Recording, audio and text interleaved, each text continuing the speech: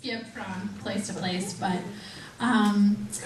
I was privileged to grow up in a Christian home. Both of my parents are Christians, and my mom was my Sunday school teacher from like first grade to about sixth grade, and at sixth grade my dad picked up. He was my Sunday school teacher from sixth grade until I graduated from high school. So there was no missing church. We were very much involved in our church and just growing up in what a Christian household looks like.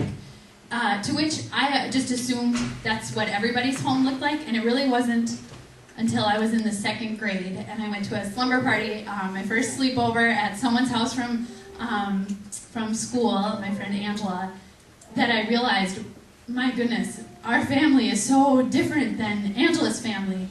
And at first, I couldn't see what it was, but I could tell by the way Angela and her sisters interacted with her parents, the type of music they were allowed to listen to, the way her older sisters, who were teenagers at the time, dressed, the TV shows that were allowed on. It was just immediately obvious this family wasn't saved.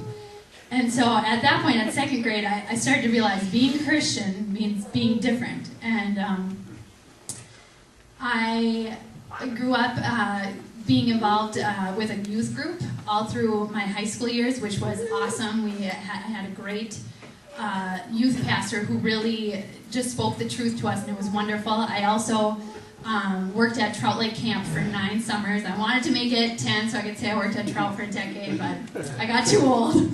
So I had all these great experiences, and I came to know God. I accepted Jesus in my heart when I was 5 years old at VBS. I prayed the salvation prayer with June Murtis and Jenny Galswick, and I loved Jesus, and I knew what the gospel meant, but as I grew older and I turned to be about 20, 21, I traded all the truths that I had grown up knowing and learning very much for a lie, that my life was about pleasing me, and I felt like I almost had my foot in 2 places. I had my foot in one door and one in another. I still went to church. I was involved with our youth group. I was involved with the Wednesday night children's program.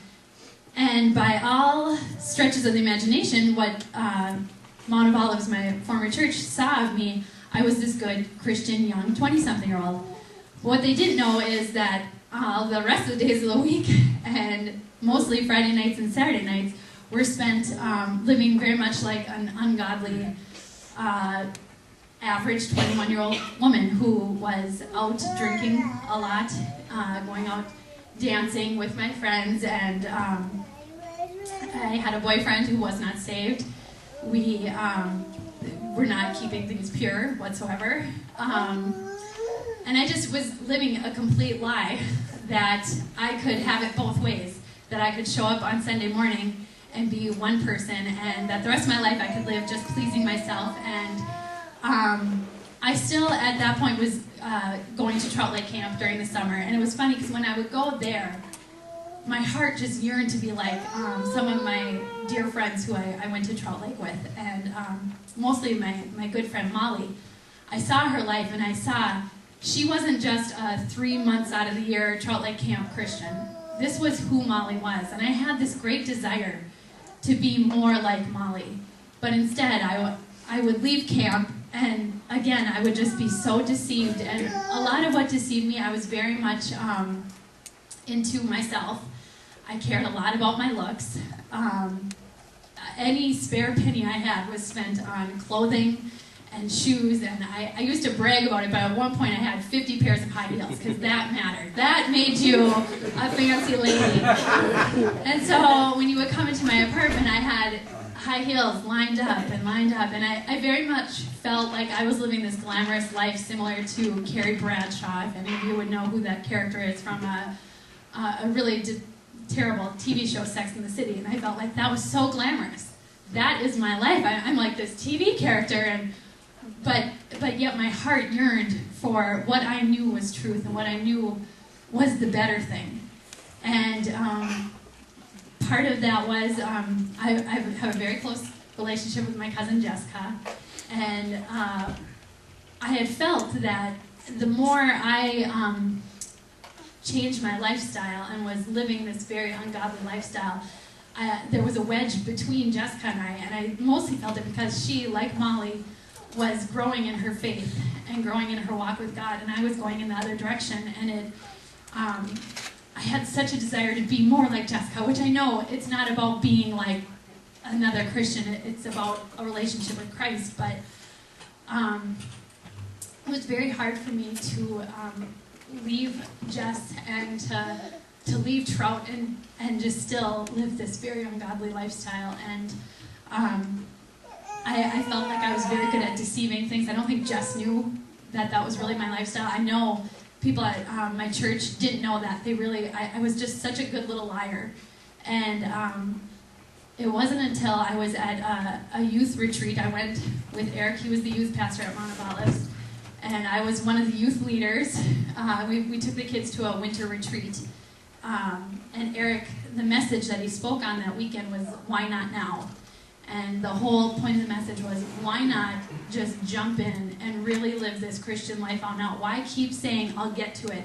And I had pretty much convinced myself that I was going to get to it. Wait till my 20s were done. Wait till I didn't have the body to wear this type of clothes and these shoes. And when I finally met that one guy that would be my husband, and then I'd settle down, and this would all just be one chapter of my life, and then I'd get serious. I'd get back to what I knew as truth. And so as Eric was preaching this message to these kids, it just pierced straight to my heart that if I wasn't going to do this now, I'm never going to do it. And I had to just repent right then and there that weekend that I didn't want to wait any longer. Why don't I just do it now and go back to what I knew was truth? And leaving that weekend, everything in my life had to change. I went home. I had to get the TV out of my house. I was watching a lot of filth on TV that was affecting my character. I had a magazine that was very important to me. It was called Lucky Magazine. It was the magazine all about shopping. And I would look through it. It was like my Bible. I would covet so much. I would turn the pages. That would make me happy. Oh, I need this. I need to get that. And it was so hard for me to not have that magazine coming every month. And when I would be at the grocery store, I felt a little bit like I had to make that covenant with my eyes to not look at the magazines, because that was who I was all this tabloids and stuff. And I had to release myself from looking at those images because I didn't want that to be who I was anymore. I also had to get rid of a lot of the music I listened to. I had to change all of my friendships. I had to stop being in a relationship with someone. I had to, just everything about my life had to change. And it was so worth it because as I got rid of those things, the Lord brought in so much better, so much more than I could have ever asked for. And the burden lifted of not being a liar anymore, not being deceitful to the youth group who I was coming to as a leader, saying, be like me, let me lead you, even though I was totally not living that way. That burden lifted was huge. And since that time, it's neat because I don't think my salvation story ends there. That was when I was 25. No, 32. But it hasn't ended there. God is still very much alive and in my life. My biggest dream and desire was to get married, and I am married now, and to a wonderful, godly man who I couldn't ask for more. I have always wanted to be a mom. I'm the mom of 2 young girls, and through that, God has worked in our lives. My daughter Louise has been diagnosed with a very slight, mild form of cerebral palsy, but through that we've been able to see God, and He has done wonderful things. And just, people have asked, are you mad at God? How are you guys dealing with this? And not at all. Like, God is just so faithful and so good. And as of recently, it's been neat how God has been speaking in my life. One of the ways He had convicted me to go to some members of my family and to point out some things that seemed like sin to me, and that to go to them and to share with them my concerns. And through that, going to somebody else, it has been such a convicting reflection on, Jori, wait, where are you at? And God has just been plucking these things out of my life that I'm like, wow, I'm going to someone to say, wait a minute, I see this.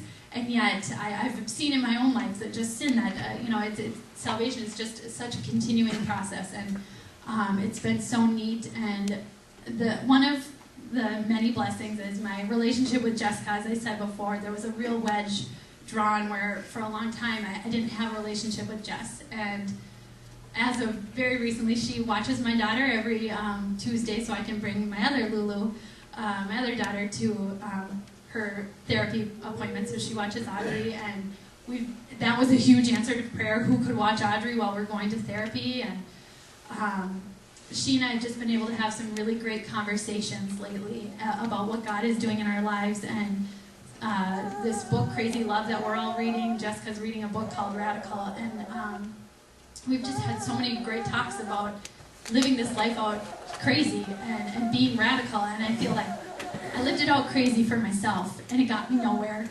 And how much better would it be to live it out crazy for God and the blessings that would be that come with that? And it has been so great.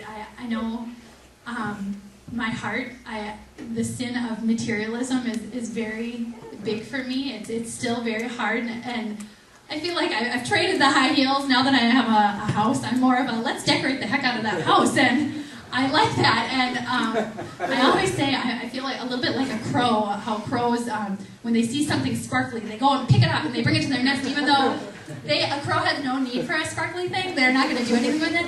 I'm kind of like a crow, where when I see something sparkly or pretty, I gotta have it. And then it just comes home, and a few years later, it's just something I dust and I don't care about. So I gotta have more sparkly. And God's just been really peeling away this just lie of needing stuff and just instead needing Him. And so I'm very thankful for where God has brought me, and for the people of this church who have encouraged my walk, for my husband. And so that's where we're at now. And I know that it's just a continuing process, and God will continue to do more as we grow closer with Him. So let's give her a hand.